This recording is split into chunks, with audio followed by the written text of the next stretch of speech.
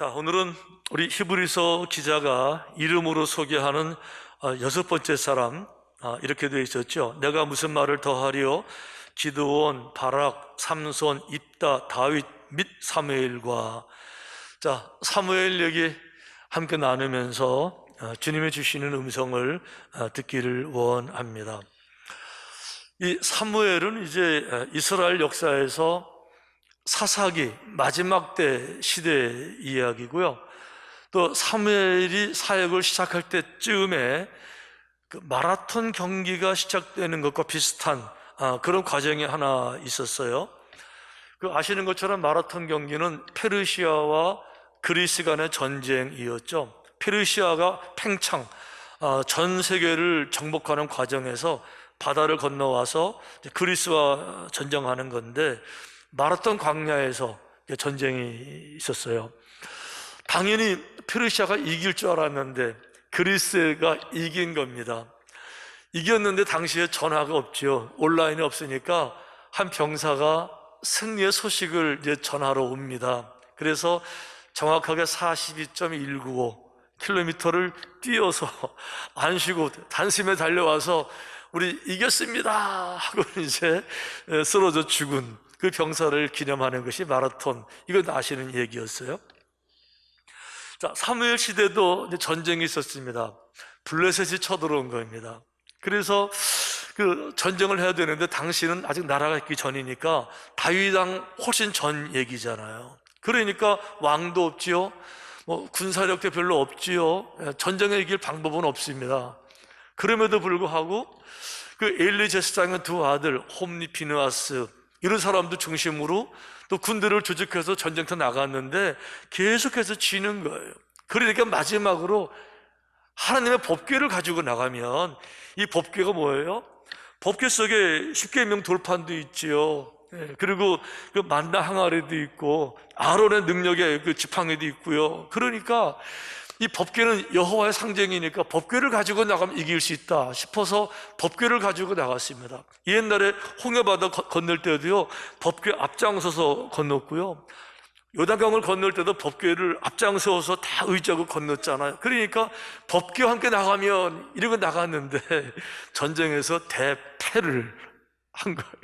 이래가지고 수많은 사람이 죽고 법궤도 빼앗겼고, 이제 곧 난리가 날 텐데 어떻게 합니까? 한 병사가요, 이제 그 도시로 들어와서 엘리 제사장이 알려야 또 대책을 마련하니까 사명감을 가지고 오는데 성경에 이렇게 돼 있어요.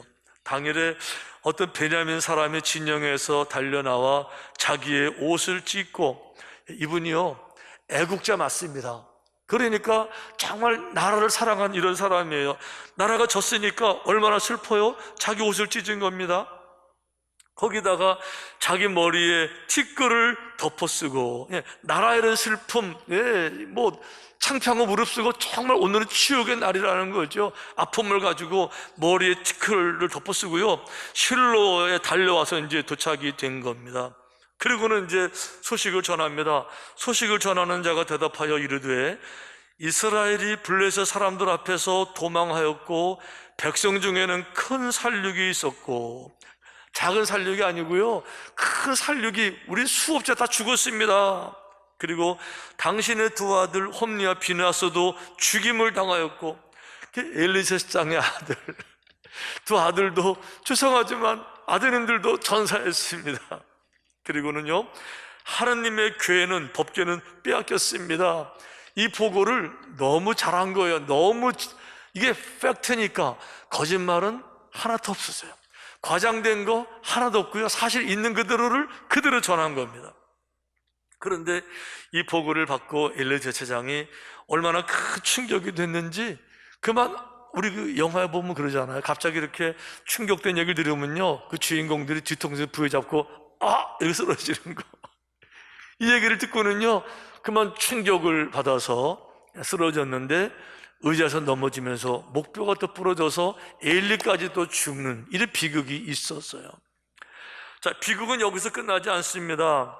또 다른 비극이 있었는데, 그 엘리 제사장의 며느리예요.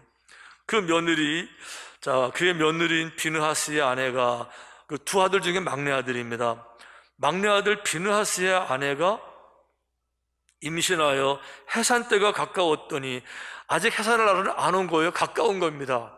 그러니까 한 6개월, 7개월 아직 좀 남았지요. 남았는데 하나님의 교회를 빼앗긴 것과 그 시아버지와 남편의 죽은 소식을 듣고 갑자기 아파서, 자, 순산이 아니고요, 갑자기 충격을 받아가지고는 몸에 이상이 왔어요. 그래서 조산이 되는 겁니다. 갑자기 몸을 구부려서 급하게 아기를 낳는데 이게 이제 난산이 돼요.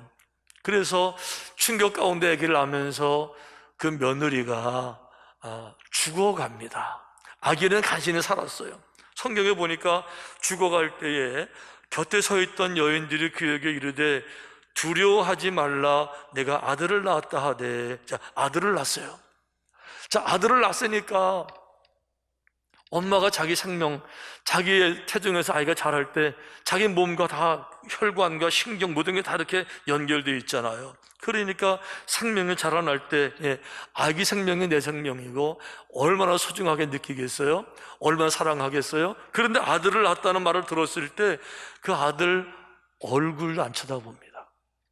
그리고 그가 대답하지도 아니하며 관념하지도 아니하고, 관념이라는 말은 아들을 낳았다는 말을 들었을 때 아들에게 신경도 안 쓰는 거예요. 기뻐하지도 못하는 거예요. 감정이 다 죽어서. 감정은요, 모든 상황에 내게 도전하는, 외부 환경에 반응하는 내 마음 상태인데 환경들이 너무 비극적인 일들이 반복되니까, 너무 슬프니까 기뻐할 기력이 없는 거예요. 그러니까 아들을 낳았다고 말하지만 기뻐하지도 않고 관념하지도 아니하고, 그러면서 이르기를 영광이 이스라엘에서 떠났다 하고 아이 이름을 이가봇이라 하였으니, 아기 이름을 지킨 지입니다. 자기 아들이니까 아들 이름을 이가봇이라고 지었어요.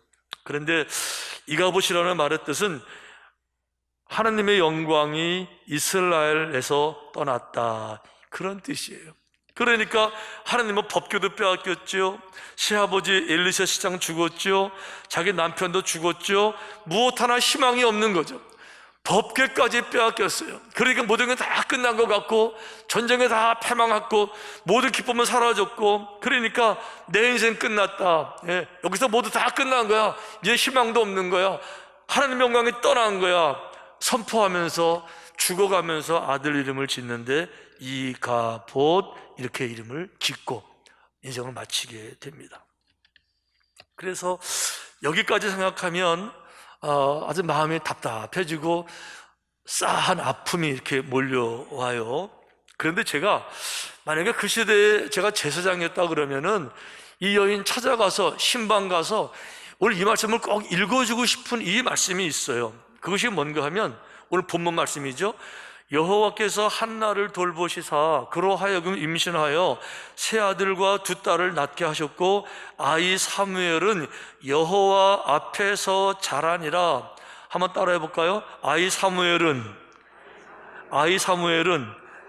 여호와 앞에서 자라니라. 이 말씀을 꼭 전해주고 싶었었어요. 왜 그런가 하면 아이 사무엘이 여호와 앞에서 자란다는 말이 무슨 뜻일까요? 사무엘이 자라난다는 거는요, 그 시대 타락한 영적인 모든 부분들, 모든 죄악된 부분들, 그 사라진 믿음들을 다시 재건해서, 사무엘이 나중에 선지자를 시작하자마자 제일 먼저 한 것이 미스바 성에 미스바로 온 백성들을 다 모읍니다. 그리고 이렇게 도전했습니다. 여러분, 삶이 힘듭니까? 어렵습니까? 고통스럽습니까? 다시 시작해야 됩니다. 전심으로 주님 하나님께 나아가십시다. 이렇게 해서 여호와 미스바 성회를 일으키면서 민족을 부흥시키는 이 일을 사무엘이 앞으로 하게 될 겁니다. 그것뿐만이 아닙니다. 이 사무엘이 결국은 어떻게 되겠습니까?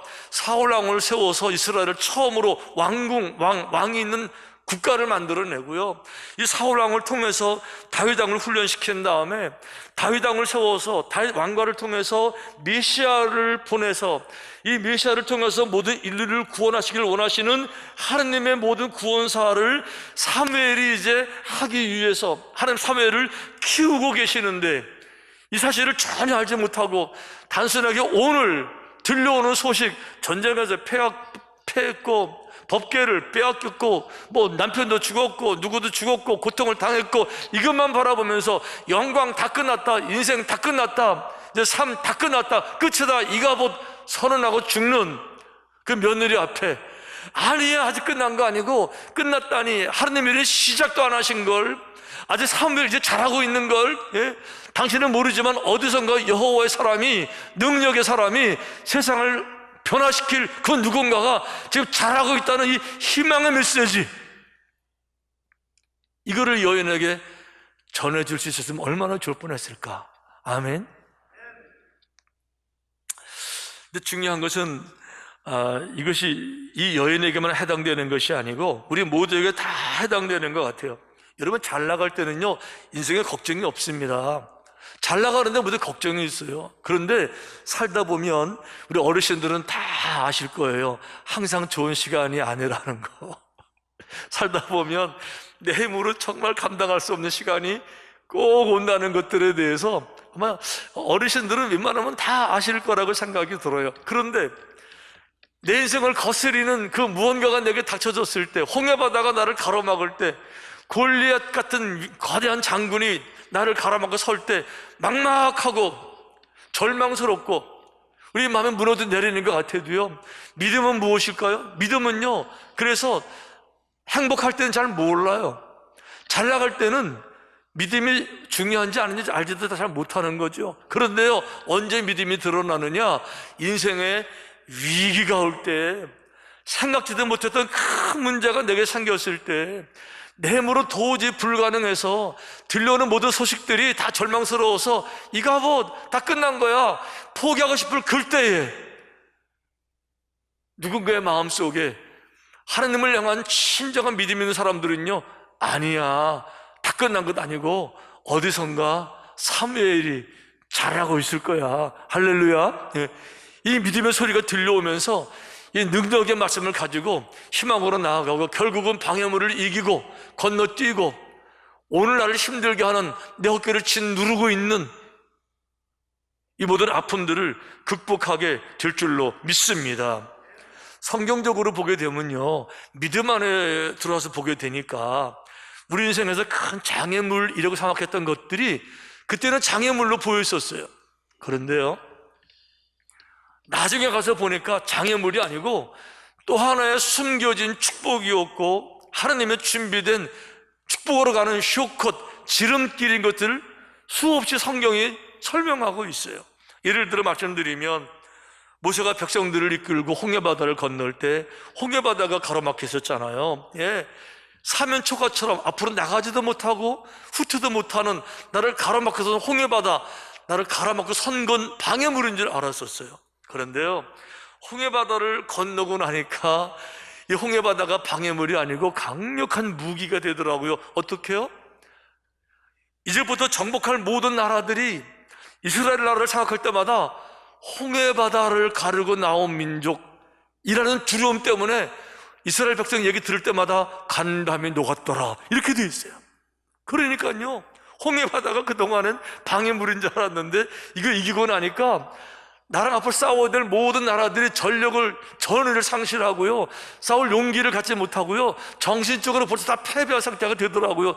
이 소식을 듣는 모든 적군들이요, 간담이 다 녹았다고 성경이 말하고 있잖아요. 모세가 애굽에서 도망자가 돼서 40세 광야로 아무도 모르게 도피해서 실패자인 것처럼, 그래서 광야 그러면 늘 쓸쓸했고 광야 그러면 실패자의 상징이었는데 40년을 그렇게 보냈는데 나중에 보니까 80이 되었을 때 백성을 이끌고 200만이 넘는 백성을 이끌고 광야를 지나가야 되는데, 광야는 글자 그대로 광야, 험악한 땅, 물도 없고 양식도 없고 있는 것이라고는 뱀, 정갈, 이 광야를 200만 명을 데리고 누가 지나갈 수 있겠어요? 그거는요, 광야 전문가만 가능한 거예요. 광야 전문가가 누구예요? 광야에서 40년을 보내면서 광야를 손바닥 보듯이 뻔히 하는, 이제 보니까 광야 40년은 실패자의 상징이 아니라, 도망자가 아니라 위대한 길을 이루시는 하나님의 섭리였고 훈련장이었던 줄 믿습니다.